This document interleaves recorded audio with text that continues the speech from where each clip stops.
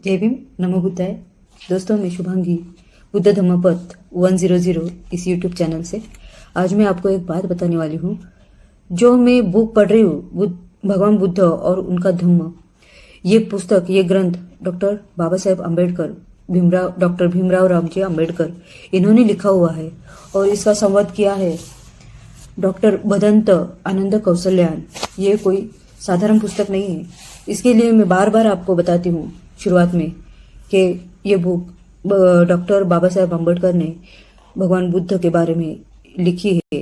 अब तक हमने प्रथम भाग में सिद्धार्थ गौतम बोधिसत्व किस प्रकार बुद्ध बने, इसके पहले भाग में जन्म से प्रवृत्ति तक के जो पाठ पढ़े हैं उनका मैं एक बार फिर से दोहराना चाहूंगी। पहला कुल, दूसरा पूर्वज, तीसरा जन्म, चौथा असित का आगमन, पांचवा महामाया की मृत्यु, छठवां बचपन तथा शिक्षा, सातवां आरंभिक प्रवृत्तियां, आठवां विवाह, नौवां पुत्र के संरक्षण के लिए पिता की योजना, 10वां श्रिया राजकुमार को अपने वश में ना ला सकी, प्रधानमंत्री का कुमार को समझाना, 12वां राजकुमार का प्रधानमंत्री को उत्तर, 13वां शाक्य संघ में दीक्षा, 14वां संघ से संघर्ष, 15वां देश छोड़ जाने का सुझाव, 16वां प्रव्रज्या अभिनिष्क्रमण, 17वां विदाई के शब्द, 18वां गृह त्याग, 19वां राजकुमार और उनका सेवक, 20वां छन्न की वापसी और 21वां परिवार का विलाप। अब आज हम दूसरा भाग पढ़ेंगे, सदा के लिए अभिनिष्क्रमण। कपिल वस्तु से राजगृह, इसमें से का ये पहला पाठ है। कपिल वस्तु से राजगृह। कपिल वस्तु से निकलकर सिद्धार्थ गौतम ने मगध राज्य की राजधानी राजगृह जाने का विचार किया। उस समय राजा बिंबिसार का राज्य था। यह एक ऐसा स्थान था जहां बड़े बड़े दार्शनिक और पंडित रहते थे। इस विचार से उसने गंगा पार की। उसने गंगा की तेज धारा तक की परवाह नहीं की। रास्ते में वह एक ब्राह्मण स्त्री सखी के आश्रम में रुका। इसके बाद पद्मा नाम की एक दूसरी ब्राह्मण स्त्री के आश्रम पर रुका और तब रेवत नाम के एक ब्राह्मण ऋषि के आश्रम पर। सभी ने उसका आतिथ्य किया। उसका व्यक्तित्व, उसकी तेजस्विता और उसका अनुपम सौंदर्य ऐसा था कि उस प्रदेश के सभी लोगों को आश्चर्य हो रहा था कि उसने सन्यासी के वस्त्र कैसे धारण किए हैं। उसे देखकर अन्यत्र जाता हुआ कोई वही खड़ा रह गया। वही खड़ा कोई शीघ्रता से उसके पीछे हो लिया। जो धीरे धीरे चल रहा था वो तेजी से दौड़ने लगा और जो बैठा था वह तुरंत खड़ा हो गया। कुछ ने उसे हाथ जोड़कर नमस्कार किया, कुछ ने सिर झुकाकर आदर प्रदर्शित किया, कुछ ने उसे प्रिय वचनों से संबोधित किया। कोई एक भी ऐसा नहीं था जिसने उसके प्रति अपना आदर का भाव न दिखाया हो। जो रंग बिरंगे कपड़े पहने थे उन्हें उसे देखकर संकोच हुआ। जो व्यर्थ प्रलाप कर रहे थे वे चुप हो गए। कोई भी ऐसा न था जो व्यर्थ के संकल्प विकल्पों में लगा रहा हो। उसकी भौहें, उसका माथा, उसका मुंह, उसका शरीर, उसका हाथ, उसके पांव, उसकी चाल, उसके शरीर का किसी ने कोई भी अंग देखा वह मंत्रमुग्ध होकर वही के वही खड़ा रह गया। बड़ी लंबी और कठिन यात्रा के बाद गौतम राजगृह पहुंचे, जो कि 5 पहाड़ियों से घिरी हुई थी, जो कि पर्वतों से सम्यक सुरक्षित और अलंकृत थी और जहां चारों ओर मंगलकारी पवित्र स्थान थे। राजगृह पहुंचकर उसने वहां पांडव पर्वत के नीचे एक जगह चुनी और वहां अपने रहने के लिए पत्तों की एक छोटी सी झोपड़ी बना ली। कपिल वस्तु से राजगृह पैदल चलकर कोई 400 मील की दूरी पर है। सिद्धार्थ गौतम ने यह सारी यात्रा पैदल की।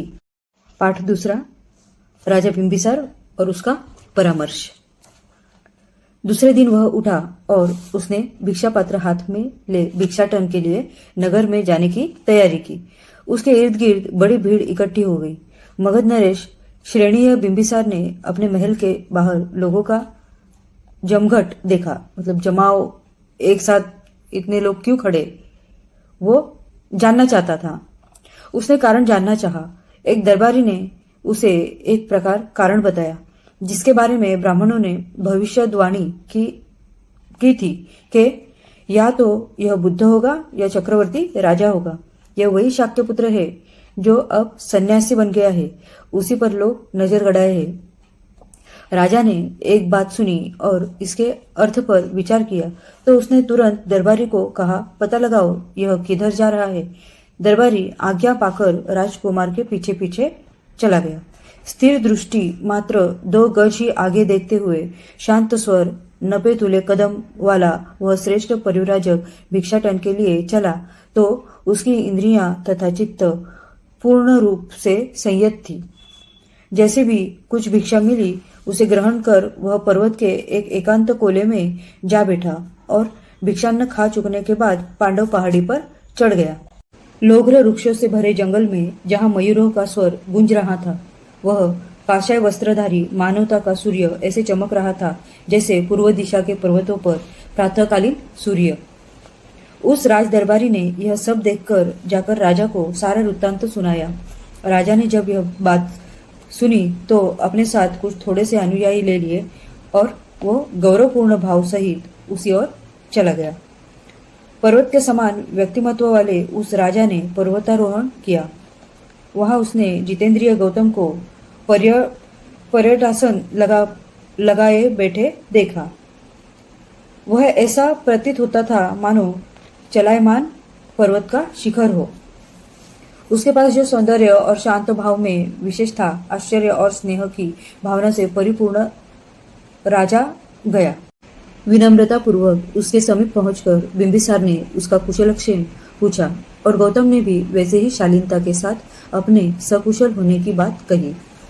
तब राजा एक स्वच्छ चट्टान पर बैठ गया और अपना मनोभाव व्यक्त करने के लिए इस प्रकार बोला, तुम्हारे कुल से मेरी वंशानुगत प्रगाढ़ मैत्री है। इसी से मेरे मन में तुम्हें 2 शब्द कहने की इच्छा उत्पन्न हुई है। मेरी बात ध्यान से सुनो।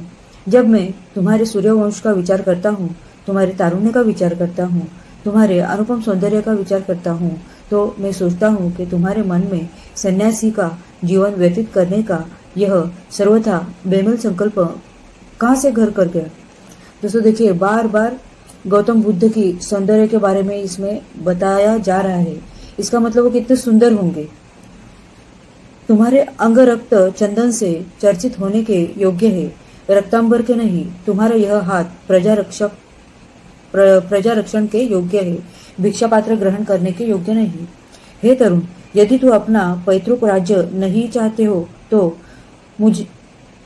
तुझे मैं अपना आधा राज्य देता हूँ, इसे ग्रहण करके कृपा कर। यदि तू ऐसा करेगा तो इससे तेरे स्वजनों को किसी प्रकार का दुख नहीं होगा। समय बीतने पर अंत में लक्ष्मी स्थिर चित्तों की ही शरण ग्रहण करती है, इसलिए कृपया मेरी बात मान लो। सत्पुरुषों की सहायता पाकर सत्पुरुषों की श्री बहुत बलवती हो जाती है। यदि अपने कुलाभिमान से मेरा कहना अमान्य हो तो अनंत सेना के साथ धनुष्य बाण का उपयोग कर मेरी सहायता से अपने विरोधियों पर विजय प्राप्त कर लो। इसलिए इन 3 पुरुषों में से एक चुन लो। धर्मानुसार अर्थ और काम की प्राप्ति की कामना करो। काम और मोक्ष के उल्टे क्रम से, अर्थात पहले काम और फिर मोक्ष की इच्छा करो। जीवन के धर्म अर्थ काम यही 3 उद्देश्य है। धर्म, अर्थ और काम। ये राजा बिंबिसार बताते हैं। आदमी मरता है तो जहाँ तक इस संसार का संबंध है सभी कुछ निरोध को प्राप्त हो जाता है। इसलिए इन तीनों पुरुषों की प्राप्ति का प्रयास करके जीवन को सफल करो। कहा है कि धर्म, अर्थ और काम की प्राप्ति में ही जीवन की सफलता है। इन धनुष्य बाण धारण करने में समर्थ बाहुओं को बेकार न रहने दो।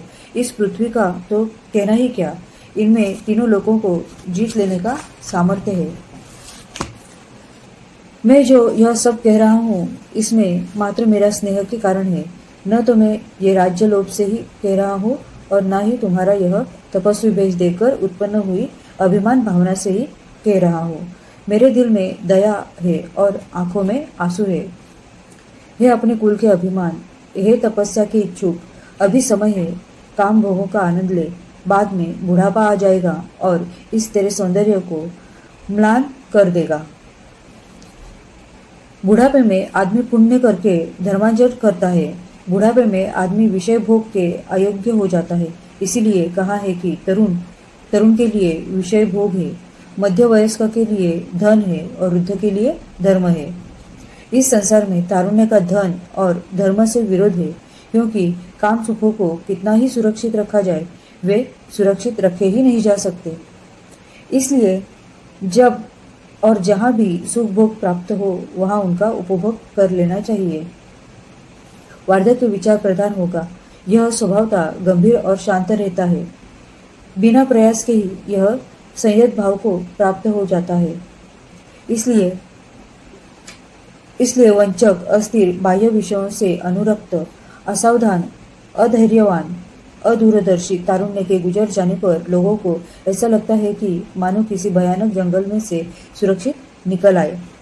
इसलिए इस तिमिराच्छन्न तारुण्य को गुजर जाने दो। हमारा आरंभिक जीवन सुख भोग के लिए ही है। इस समय इंद्रियों को काबू में रखा ही नहीं जा सकता, और यदि धर्म में ही तेरी विशेष रुचि है तो अपने कुल धर्म के अनुसार यज्ञ करो, क्योंकि यज्ञ करने से ऊंचा स्वर्ग प्राप्त किया जा सकता है। बाहुओं पर स्वर्ण निर्मित बाजूबंद बांधे हुए और नाना वर्ण के आभापूर्ण रत्न जड़ित मुकुट धारण किए हुए राजर्षि गण यज्ञों द्वारा उसी पद को प्राप्त कर सके हैं जिसे अनेक महर्षियों ने तपस्या द्वारा प्राप्त किया है। मेरे इस चैनल को दोस्तों सब्सक्राइब करो और वीडियो को लाइक करो। नेक्स्ट पार्ट में हम देखेंगे राजा बिंबिसार को गौतम क्या उत्तर देते हैं।